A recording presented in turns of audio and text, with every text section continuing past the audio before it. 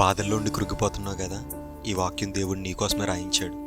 ఎన్నోసార్లు నువ్వు ఈ మాట వినుంటావు, అయినప్పటికీ కూడా అది నీ హృదయం వరకు తీసుకొని ఉండవు. కానీ దేవుడు చెప్తున్నాడు, నీ బాధల్లో, నీ కష్టాల్లో, నీ శ్రమల్లో ఆయన తోడుగా ఉంటాను అంటున్నాడు. ఎక్కడంటున్నాడైనా? యెషయా గ్రంథము 41:10 దిగులు పడకము, నేను నిన్ను బలపరుతును, నీకు సహాయము చేయువాడును నేనే. ఈరోజు నువ్వు కష్టాల్లో ఉన్నావు, బాధల్లో ఉన్నావు, శ్రమల్లో ఉన్నావు. ఎన్ని శ్రమలు నీకు వచ్చినా సహాయం చేసేవాళ్ళు ఎవరూ లేరు. ఎన్నో కష్టాల్లో నువ్వు ఉన్నా నీకు హెల్ప్ చేసేవాళ్ళు ఎవరూ లేరని బాధపడుతున్నావు కదా. దేవుడు చెప్తున్నాడు, ఎవరిని నువ్వు అడగద్దు. ఎందుకు తెలుసా?